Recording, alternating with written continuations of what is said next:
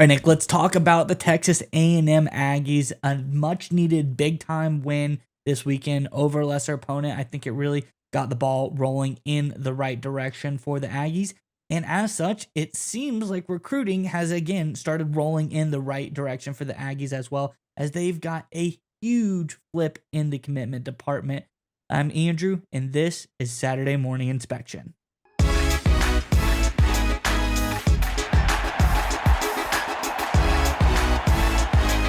All right, Nick, as we alluded to, Aggies' big win led to an even bigger win, I think, in the recruitment department. They got a flip of a massive recruit from an even bigger school. Let's get into the tweet and we can talk more about this all on the other side. This is from over on Twitter from Hayes Fawcett, the great Hayes Fawcett. All the best recruiting news for the college football landscape. Go give him a follow. But it says, breaking 4-star safety Rashad Johnson Jr.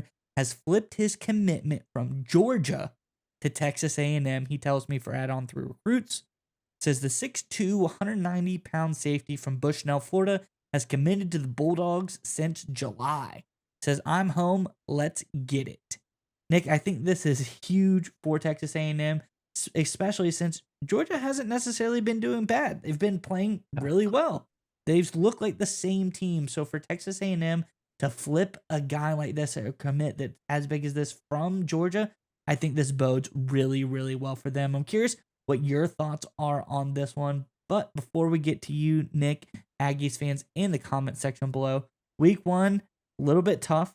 Bounce back week 2, crush somebody. Do you think this momentum goes on to week 3? Let us know your score predictions for the Aggies week 3 matchup in the comment section below. But Nick, nonetheless, what do you think about this big flip for Texas A&M?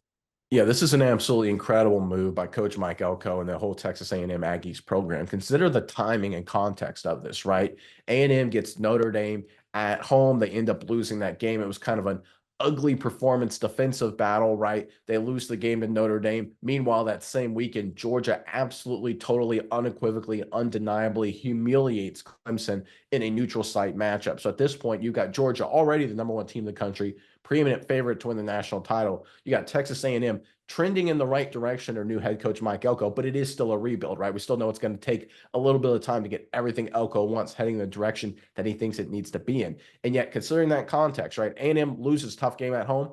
Georgia obliterates at a neutral site matchup. What happens, right?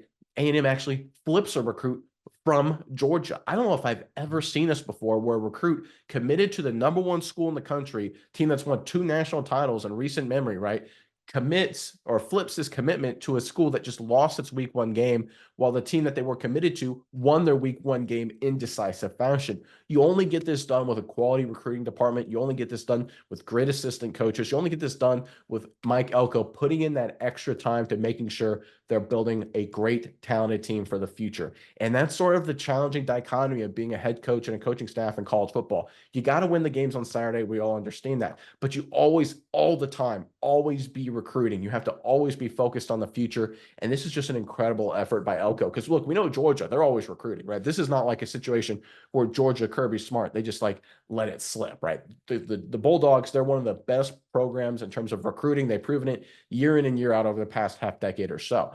A&M, Elko, phenomenal job. Incredible move here with this massive flip, especially considering the timing. A&M lost their game. Georgia won their game in decisive fashion. You would have thought that this kid would have committed even harder to Georgia. Not so. Flips to the Aggies. Impressive move here by Elko and company.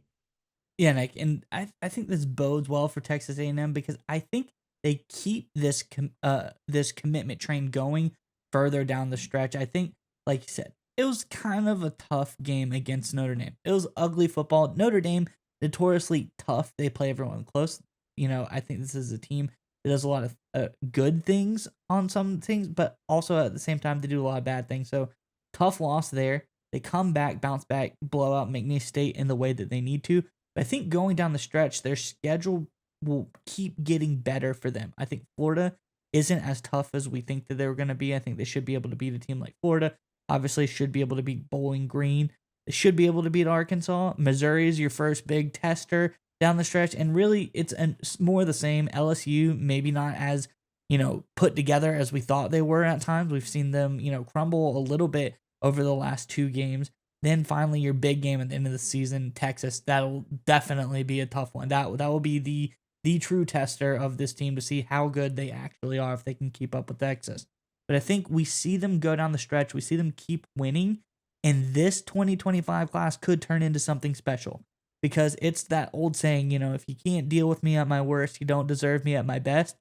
If they can flip people at their worst, I only want to see what they're able to do down the stretch in a favorable matchup down the stretch when they're at their best. So I think this is a team that's going to make a lot of noise recruiting in this 2025 class.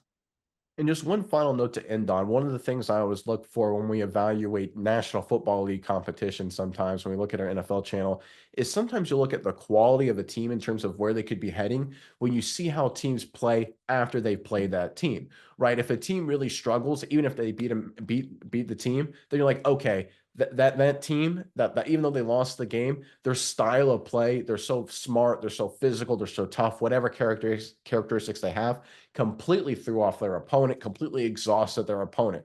I think that's what we saw from A&M Notre Dame, to be totally honest. Notre Dame got the win in Kyle Field. Awesome. Great job. Kudos to them. But we saw what happened in one of the great upsets and really recent college football history with Northern Illinois beating Notre Dame in South Bend. This was a Notre Dame team that literally was completely, totally exhausted by Coach Elko's squad down in College Station. And I think that's a great sign as well. We've seen that momentum carry forward with a dominating victory again against lesser opponent.